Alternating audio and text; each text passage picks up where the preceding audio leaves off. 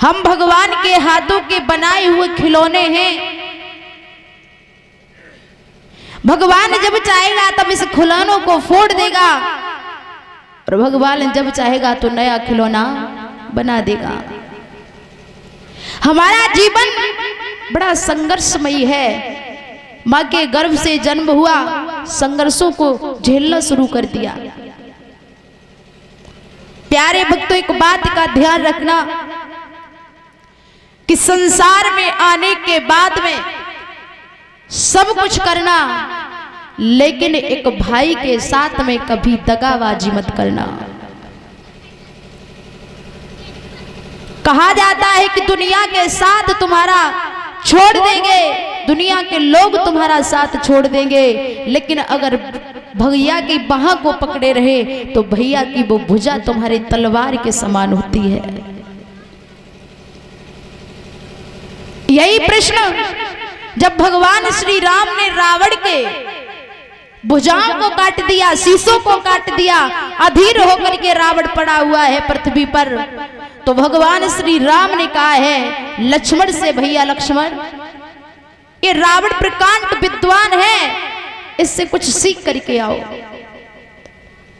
लक्ष्मण बोले भैया रावण से और मैं शिक्षा लेने के लिए जाऊं? अरे वो तो अभागा है। भगवान श्री राम बोले हैं भैया लक्ष्मण, तुम्हें पता नहीं है रावण बहुत बड़ा विद्वान है, जाओ जा करके कुछ सीख करके आओ। भगवान श्री राम की आज्ञा को मानने के बाद में लक्ष्मण रावण के पास पहुंचे। रावण के सर की तरफ खड़े हो गए, रावण तो बोला ही नहीं। लक्ष्मण वापस लौटाए, कहने लगे भैया अरे वो तो मृत्यु की सैया पर लेटा हुआ है, फिर भी अभिमान उसके अंदर है, वो हमसे बोला ही नहीं। राम कहने लगे लक्ष्मण ये बताओ तुम रावण के किस तरफ खड़े थे? बोले सर की तरफ में घंटों खड़ा रहा, लेकिन रावण हमसे बोला नहीं। भगवान कहने लगे हैं कि भैया जब किसी से कुछ लिया जाता है तो बड़ा बन के नहीं, छोटा बन के लिया जाता है। जो झुकना जानता है वो कभी टूटता नहीं है, और जिसने कभी झुकना नहीं सीखा है प्यारे भक्तों, वो अधफर में जाकर के टूट जाता है। एक वृक्ष होता है बहुत लंबा हो जाता है, उसे क्या कहते हैं? बहुत लंबा वृक्ष होता है, यूकेलिप्टस, बड़ा ही नाजुक होता है, लंबा तो बहुत है, लेकिन उस वृक्ष ने झुकना सीखा है, इसलिए साज टूटता नहीं है। हवा चलती है तो इधर हो जाता उधर हो जाता, लेकिन टूटने का नाम नहीं लेता। इसीलिए कहा है कि भैया जो व्यक्ति झुकना जानता है वो कभी टूटता नहीं है। जाओ जा करके रावण की चरणों की तरफ खड़े हो जाना। लक्ष्मण पहुंचे, रावण की चरणों की तरफ खड़े हो गए। रावण ने जैसी दृष्टि लक्ष्मण के ऊपर डाली, भैया लक्ष्मण क्यों आए हो? जवाब दिया है कि रावण आप जा तो रहे हो, लेकिन जाते जाते कुछ मुझे भी दे करके जाओ। रावण कहने लगे हैं कि लक्ष्मण मैं क्या दूं तुम्हें?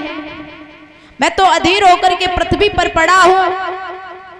अरे हमारी भुजाओं में ताकत नहीं, मेरे शरीर में ताकत नहीं, जबान में भी इतनी ताकत नहीं है जो मैं शास्त्रों का वर्णन करके सुनाऊं तुम्हें। लेकिन इतना जरूर जानते हैं लक्ष्मण, धर्म जितनी जल्दी कर सको उतनी जल्दी करो, अधर्म को जितना टाल सको उतना टालो। लक्ष्मण ने एक बात साथ ही साथ में और पूछ दी, रावण तुम तो बहुत बलशाली हो, अरे तुमने शंकर भगवान की इतनी तपस्या की, अपने शीशों को काट काट करके चढ़ाया, लेकिन तुम्हारी पराजय क्यों हुई?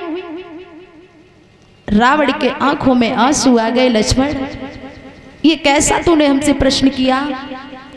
शायद तू नहीं जानता कि राम की पराजय क्यों नहीं हुई और हमारी पराजय क्यों हो गई। लक्ष्मण अगर तेरे जैसा भाई मेरे पास होता तो मेरी पराजय नहीं होती। क्यों?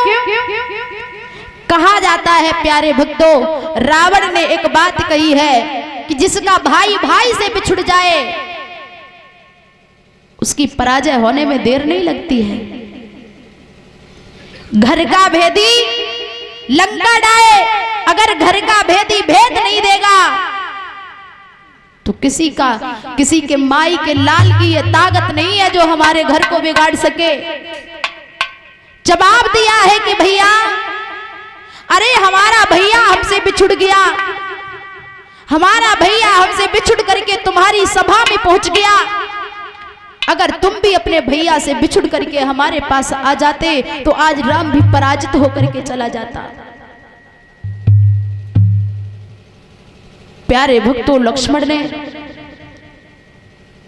जैसे इन शब्दों को सुना है,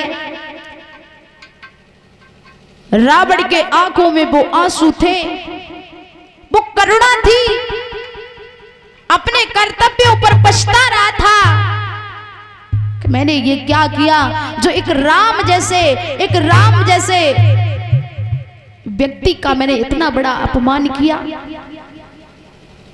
एक बात का ध्यान रखना प्यारे भक्तों, सब कुछ दुनिया में त्याग देना, लेकिन एक भाई का हाथ कभी त्याग मत देना,